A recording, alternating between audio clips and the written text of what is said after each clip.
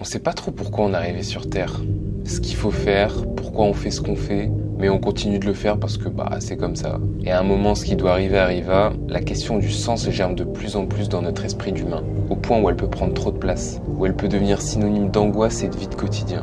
Où est-ce que ça mène tout ça? Où est le sens dans nos actions et nos souffrances? La solution que j'ai trouvée pour régler tout ce bordel, elle se cache derrière un schéma, le parcours du héros. Ce schéma, il a été utilisé par les plus grands scénaristes pour écrire des histoires captivantes. Le genre d'histoire qui nous rend triste à la fin, pas parce que le héros meurt ou parce que c'est tragique, mais juste parce que c'est fini. Les enjeux de certains récits peuvent tellement nous toucher que quand ils se finissent, on a l'impression qu'il y a une partie de nous qui est morte avec. Le monde dans lequel on était transporté pendant plusieurs saisons n'existe plus. Retour à la réalité maintenant.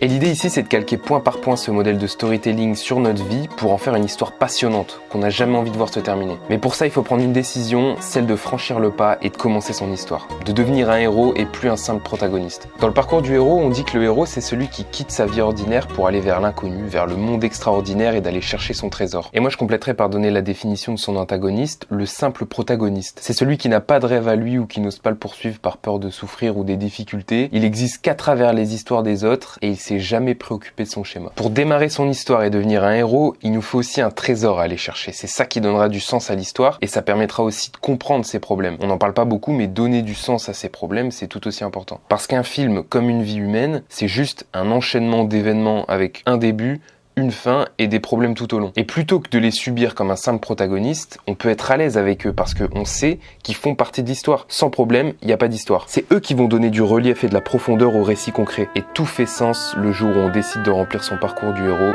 de quitter son monde ordinaire pour commencer sa propre histoire et trouver le trésor.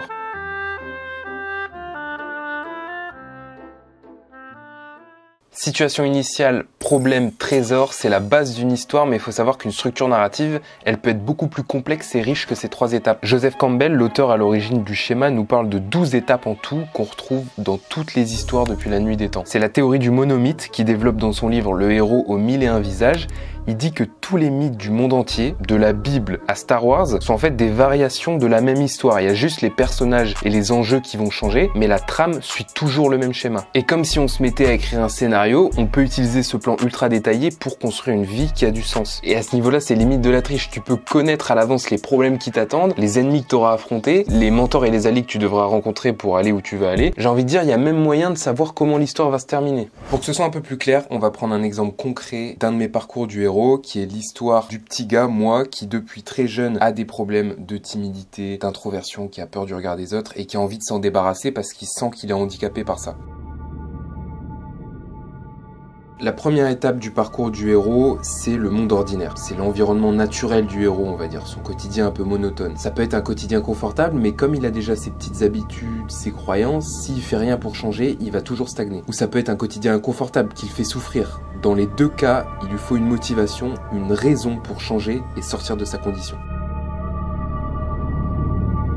Dans mon cas, quand j'étais petit, mon monde ordinaire, c'était un monde qui était déjà restreint par mes problèmes de timidité. J'avais une zone de confort minuscule parce que comme tout timide, j'apportais beaucoup trop d'importance au regard des autres. Donc je finissais par ne pas parler, ne pas bouger, ne pas danser. En fait, finalement, ne rien faire parce que j'avais peur d'être jugé par les autres. J'avais peur de me faire rejeter. Je stagne dans ce monde ordinaire, mais je me dégrade aussi. Parce que les problèmes d'anxiété sociale, de timidité, de peur du regard des autres, c'est comme une gangrène en fait. Plus tu laisses couler le problème et tu fais rien pour changer, plus ta zone de confort va se rétrécir et à la fin, tu vas devenir tellement inconfortable avec les autres que même pour appeler une pizzeria et commander une pizza, ça va être un enfer pour toi. C'est le moment où le héros va recevoir un message sous la forme d'une lettre, d'un appel ou autre qui lui annonce qu'une menace va surgir et mettre en péril le monde ordinaire. Après, il peut très bien partir à l'aventure de son propre chef, la motivation peut aussi être intérieure. En gros, c'est l'élément déclencheur de sa transformation. Et puis ensuite, la réalité le testera pour voir s'il est vraiment prêt à changer. À l'époque, peut-être que je passais à côté de plein de choses dans ma vie parce que je fuyais chaque situation qui me mettait mal à l'aise socialement. Mais au moins, j'affrontais pas ma peur. Tout allait bien, je restais dans ma zone de confort. Si tu regardes mes vidéos, tu sais que cette façon de penser, c'est absolument pas la mienne aujourd'hui. Et c'est parce que au collège, il y a eu cet élément déclencheur. En 6e, en cours de français, on avait des pièces de théâtre et des poésies à jouer devant tout le monde au tableau. Et ça, c'était les pires moments de ma vie. Moi qui avais une énorme peur du regard des autres, peur d'être jugé par les autres, là j'étais au tableau devant toute une classe plus une professeure qui ne regardait que moi. La seule solution pour moi de fuir de cette situation, c'est de pleurer pour faire pitié à la prof. Sauf que la prof en a rien à faire. Résultat, je dois continuer à réciter la poésie. Et en plus, je me tape, mais une honte monumentale. Laisse tomber. Et avec les gros problèmes que j'avais pendant les oraux, parce que ça se passait toujours mal, et avec les filles aussi ça se passait mal du coup quand t'es timide, je comprends qu'il y a un danger qui vient menacer le monde ordinaire dans lequel j'étais. Et limite c'est mon instinct de survie qui me prévient, il me fait comprendre que si je garde cet handicap là, ma vie professionnelle et ma vie amoureuse, elle est morte. Je comprends à mon jeune âge que les timides sont des perdants au jeu de la vie, parce que plus tard je vais devoir à nouveau affronter ce genre de situation, et les fuir c'est pas la solution. Je dois faire des efforts. Et là ça y est, j'ai envie de changer. La réalité va tester le héros en lui mettant les premiers obstacles sur son chemin, et dans de nombreuses histoires, ça enclenche un refus de l'appel à l'aventure. Le héros hésite, il a peur, le monde extraordinaire est finalement trop dur pour lui, alors il recule et fait demi-tour. J'ai envie de changer, je comprends que c'est important, et là je me dis, ok Paolo, tu vas faire des efforts, tu vas plus lever la main en cours. Quand tu seras dans des groupes, tu vas essayer de davantage parler, de prendre la parole et de prendre confiance en toi. Tous les matins, c'est ce que je me dis dans ma tête, mais la réalité, c'est que ça se passe pas du tout comme ça. J'y arrive pas, le regard des autres est trop pesant et j'arrive pas à passer au-dessus. Et je me souviens très bien d'un moment au lycée qui me met un gros coup de massue. J'apprends que quelqu'un a dit sur moi que j'avais pas de personnalité. J'aurais préféré que la personne m'insulte de tous les noms possibles, mais ça m'a énormément touché. D'un sens, c'était un peu la vérité. Dans le sens où ma timidité m'empêchait d'être moi-même, et je sais qu'à cette période, je détestais comment j'étais, je détestais ma personnalité, je voulais à tout prix changer, et je voyais comme mon introversion, mon caractère, ma personnalité, vraiment en dessous de toutes les autres, tu vois. Il y avait moi, et il y avait les extravertis stylés. Et à ce moment-là, je me suis résigné, je me suis dit, bah écoute, c'est quoi Paolo, juste t'es comme ça en fait, t'arrives pas à faire de changement pour t'améliorer, c'est tout. Tu vas rester comme ça toute ta vie, et je me dis, on s'en fout des efforts, vas-y, je vais arrêter. À ce moment-là, le héros a refusé l'appel à l'aventure, mais pour avoir le courage de continuer son voyage, il doit acquérir des compétences et suivre les conseils d'un mentor. De quelqu'un qui est déjà passé par le même chemin que le héros essaie d'emprunter, il peut lui donner des armes, des compétences, du savoir, mais c'est au héros seul de prendre la décision d'aller dans le monde extraordinaire maintenant. You take the blue pill, the story ends, you wake up in your bed and believe whatever you want to believe. You take the red pill, you stay in Wonderland, and I show you how deep the rabbit hole goes. Mes mentors, ceux qui vont m'aider dans ma quête, je les ai pas rencontrés en vrai, je les ai rencontrés sur YouTube. Faut savoir qu'à une époque, je regardais énormément de vidéos de mecs qui faisaient du pick-up, de la drague de rue, thérapie du rejet. J'étais aussi gros consommateur de mecs, c'était dans la thématique des langues étrangères, c'est des mecs qui se filment et qui vont voir des étrangers pour leur parler dans leur langue. Ça m'impressionnait. En même temps, j'avais une boule au ventre parce que ça me faisait peur, mais j'avais envie de faire la même chose qu'eux. Ça me donnait une motivation de fou pour changer, surtout quand je me rendais compte que ces personnes-là, avant, elles étaient aussi comme moi, elles avaient peur de tout ça. Indirectement, à travers leurs vidéos, ces mentors me donnent l'élixir, c'est-à-dire la solution qui va me permettre d'enclencher ma transformation. La solution à mon problème, c'est qu'à un moment, faut arrêter d'être une merde. Faut se bouger le cul et juste aller affronter ses peurs avec des exercices concrets. Plus je vais être au contact de mes peurs de façon répétée, plus je vais être à l'aise avec ces peurs. Le héros a entendu l'appel, il a exprimé puis dissipé ses doutes, il sait ce qu'il doit faire pour changer maintenant, et cette action, ce saut dans l'aventure qui demande au héros de rassembler son courage, est souvent symbolisé par une porte, un portail à franchir pour entrer dans le nouveau monde. Mais il va vite être rattrapé par la réalité, car qui dit nouveau monde, dit grosse sortie de zone de confort, nouveaux problèmes et ennemis dangereux. Le héros devient un débutant encore une fois et ne va rien connaître de l'endroit où il est.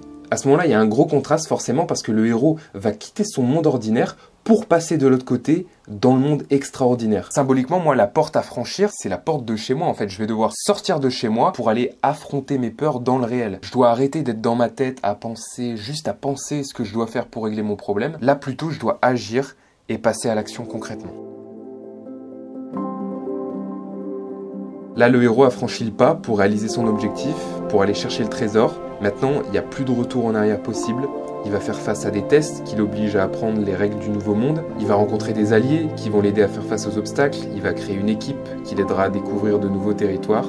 et ils vont devoir faire face à des difficultés pour s'adapter au nouveau monde. Et en même temps, forcément, il y aura les ennemis qu'il va rencontrer tout au long du voyage et qui vont ajouter de la résistance pour l'empêcher de trouver son trésor. Mon premier test dans le nouveau monde, c'était la thérapie du rejet. Parce que avant de parler en public, avant de faire de la drague de rue, d'aller aborder des gens dans la rue comme ça que je connais pas, il fallait que je me débarrasse de ma peur initiale du rejet. Parce que c'est ça qui me bloquait. Et une fois que je suis débarrassé de ça, je pourrais tout faire. Pendant un mois, tous les jours, je vais aller dire des trucs trop bizarres à des gens dans la rue. Vraiment, je vais provoquer la gêne, je vais aller la chercher, aller faire un tête contre tête avec ma peur.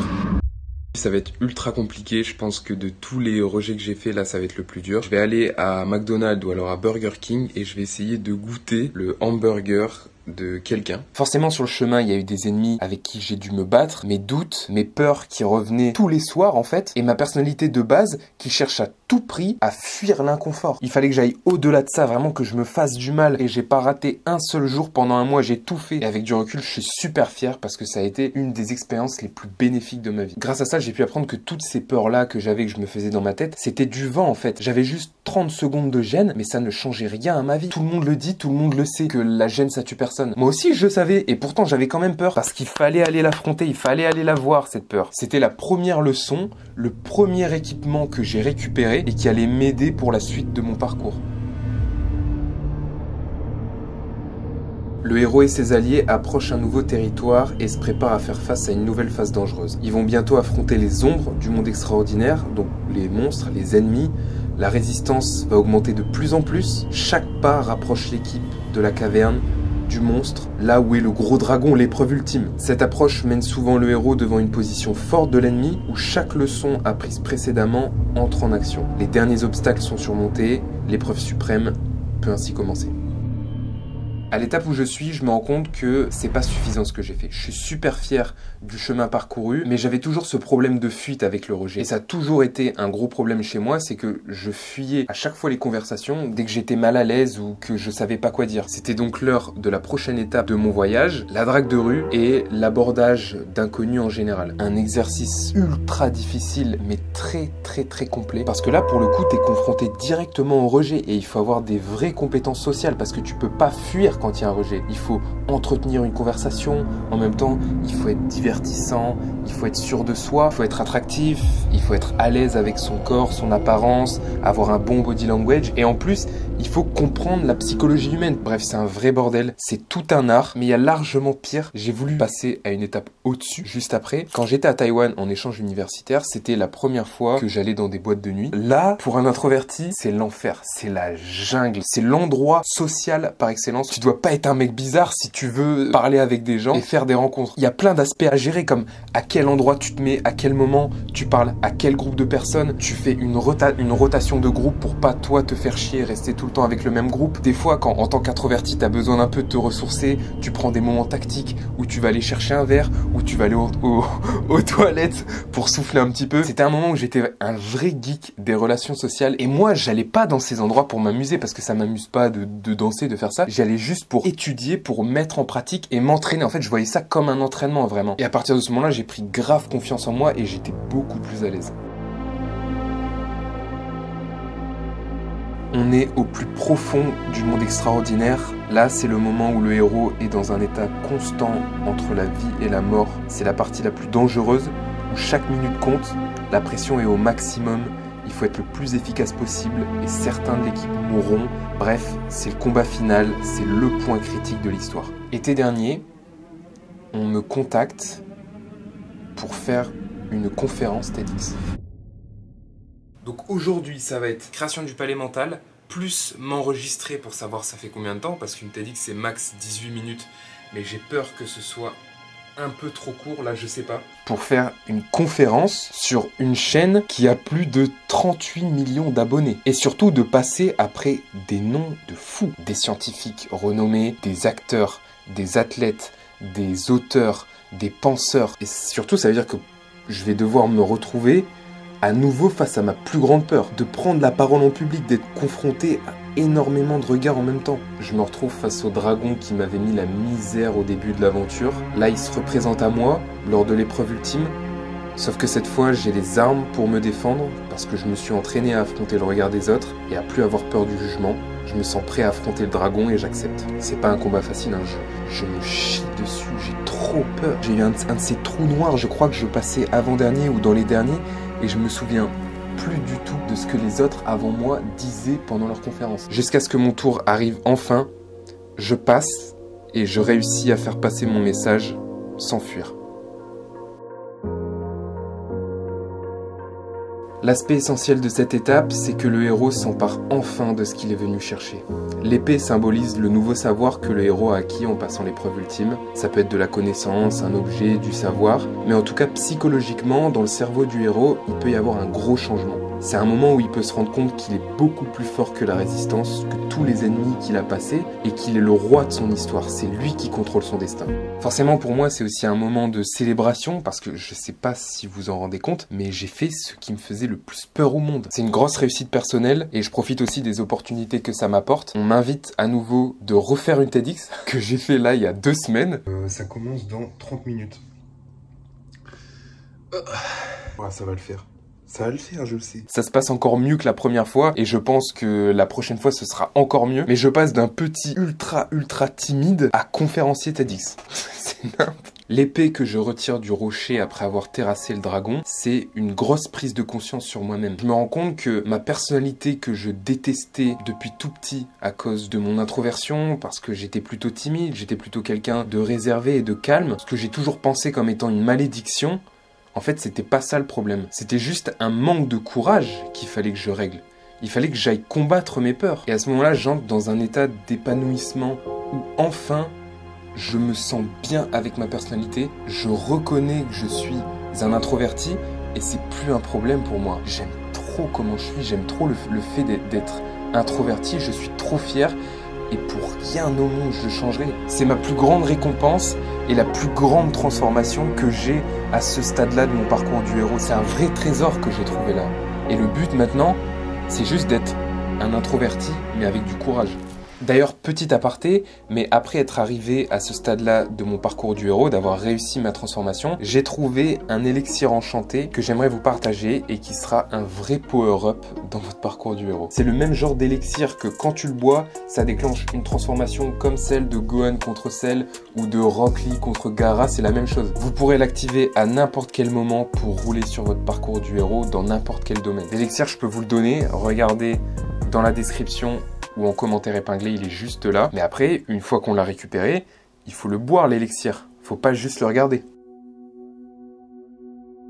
Là, le héros doit reprendre sa quête. Il doit quitter à nouveau son confort, soit de son propre chef, soit poussé par une force extérieure. Sur le plan psychologique, les névroses, les défauts, les désirs et les attaches dont le héros avait cru être débarrassé ressurgissent sous la forme d'une ultime attaque désespérée avant d'être vaincu à jamais. Là, c'est des prédictions parce que je suis pas encore à cette étape, mais justement, on va voir qu'avec le schéma, c'est possible de prédire un peu ce qui va se passer. Ce qui va surgir après cette période de calme, c'est probablement mes désirs et mes défauts profonds. Un de mes vrais défauts, c'est que dans certains aspects de ma vie, j'ai du mal à être satisfait des choses que j'ai faites. J'en veux toujours plus, et à ce moment-là, c'est fort probable que je veuille chasser un nouveau dragon à 3 têtes et le buter. Parce que ça y est, là je suis en paix totale avec ma personnalité. Je suis de nature introverti, c'est vrai, mais ça n'empêche en aucun cas d'être à l'aise socialement et de parler devant des milliers de personnes. C'est plus ça mon problème maintenant, c'est que je veux toujours challenger mon courage et prouver que je peux y arriver. Il me faut quelque chose d'extrêmement difficile à surpasser maintenant. J'ai une petite idée derrière la tête, j'y pense depuis un moment, mais je sais que à un moment dans ma carrière, ça ce sera peut-être dans 10-15 ans, une dizaine d'années, je vais aller en Asie,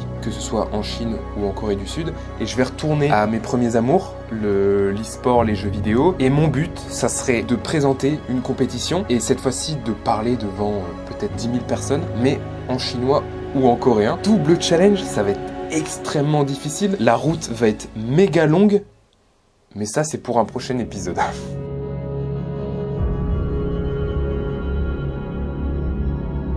La résurrection, qui est l'ultime rencontre du héros avec la mort. Une fois de plus, le héros va devoir changer. Il est soumis à une dernière épreuve pour vérifier qu'il n'a pas oublié les leçons apprises lors de l'épreuve suprême. Il va devoir quitter la personnalité qu'il a eue jusque-là pour en construire une nouvelle, plus adaptée au monde ordinaire et plus sage. C'est ce qu'on appelle aussi le climax, là où le héros atteint son plus haut niveau de conscience, un moment de sérénité, où il accepte et comprend, où il se dit « Ok, J'ai fait mon boulot, j'ai réussi la dernière épreuve, la plus difficile de mon parcours. Je suis fier et je peux me reposer en paix maintenant. Il y a aussi une mort symbolique, où le héros va devoir sacrifier quelque chose, abandonner une vieille habitude ou une croyance pour renaître. Bon, une fois passé l'étape juste avant, qui sera très longue, je vais devoir sacrifier mes défauts, mon ancienne personnalité meurt et je change en fait, je me transforme. Avec la première épreuve qu'on a vue, le TEDx, j'accepte ma personnalité et maintenant avec cette épreuve supplémentaire, cette épreuve ultime, le dragon à 3 têtes que je viens de tuer, avec ça j'ai prouvé que je suis quelqu'un de courageux. Donc j'ai réussi à passer à travers tous mes défauts, mes premiers défauts de confiance en moi et mon défaut d'ego que j'ai besoin de prouver, de montrer à tout le monde que je suis quelqu'un de courageux, regardez ce que j'arrive à faire.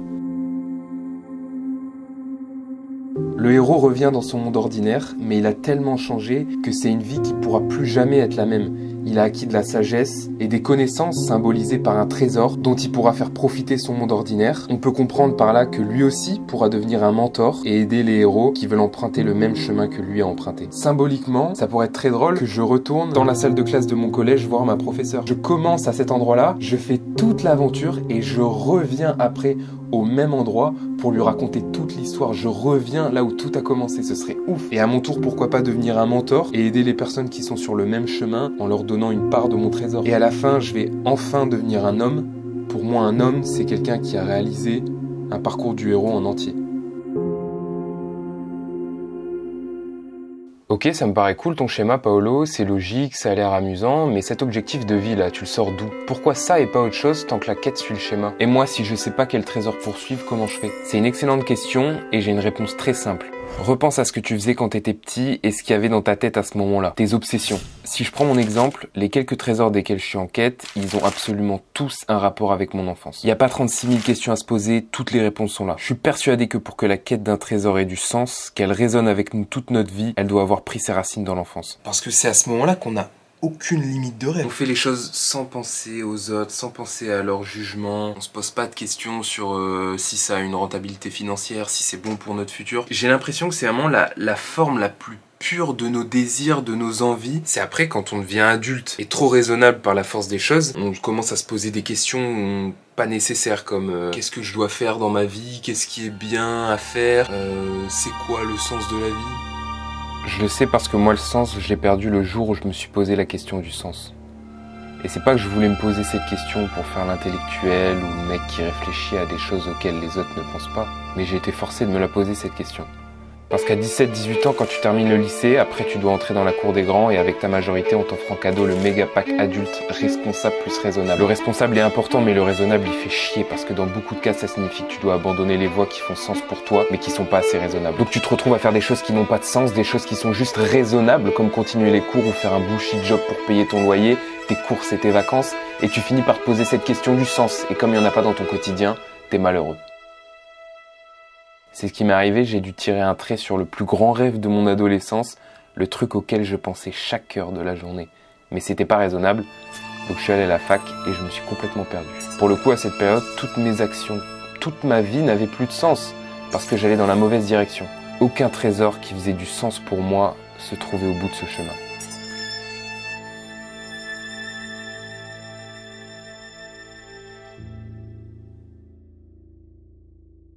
Bon, et comment savoir si le trésor qu'on poursuit a du sens et même comment savoir quel trésor aller chercher? J'ai noté 2 catégories d'objectifs qui ont du sens. Que la première, qui prend toujours ses racines dans l'enfance ou dans l'adolescence, c'est une peur ou une difficulté qu'on avait quand on était petit et qu'on a envie de surpasser. C'est un scénario de vengeance un peu où le monstre t'a déjà battu une première fois quand t'étais sans défense et là, tu dois aller chercher des armes, tu dois aller t'entraîner tout au long de ton parcours du héros pour retourner lui faire la peau et le fracasser cette fois-ci. Après, il y a la deuxième catégorie d'objectifs que j'appelle le scénario de l'amour qui prend sa source dans quelque chose que vraiment t'aimais trop quand t'étais petit. Ce que tu faisais naturellement, les activités que tu pouvais faire pendant des heures et des heures sans jamais t'arrêter. Si je prends mon exemple, moi, depuis petit, j'ai toujours aimé le jeu, surtout le jeu en équipe. Et ce que j'adorais le plus faire au monde quand j'étais au collège-lycée, c'était faire des compétitions de League of Legends avec mon équipe. Il y avait rien qui battait ça. Et la deuxième chose aussi, c'était créer des histoires. Que ce soit avec des Playmobil, des jouets en plastique, des peluches. Dès que j'avais des objets dans mes mains, je devais créer une histoire avec ça. C'est ce que je faisais avant qu'on me dise là tu dois choisir un métier chiant parce que t'es officiellement un adulte. Et avec ça, je sais que dans mes trésors, pour qu'ils aient du sens, il faut qu'il y ait du jeu en équipe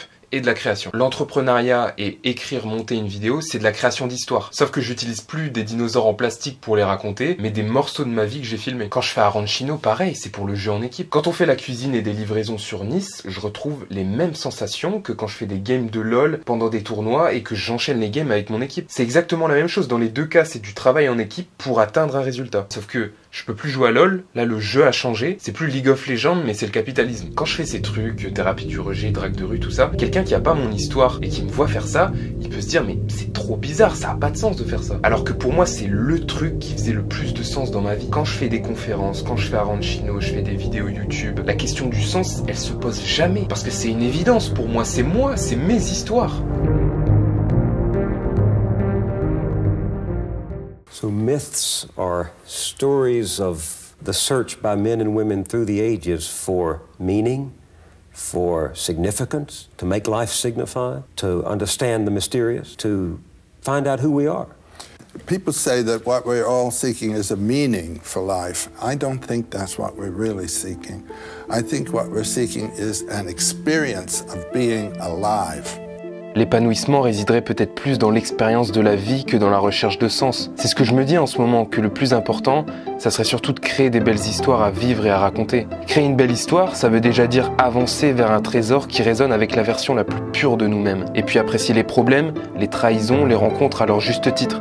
C'est-à-dire simplement comme une étape dans le parcours du héros. Ça veut aussi dire de ne pas reculer devant les dragons à affronter, de ne pas en avoir peur parce qu'on sait qu'ils seront de toute façon sur notre route et que ces combats éprouvants sont les piliers de la belle histoire. C'est ça qui donne du sens à la vie, créer et vivre des histoires.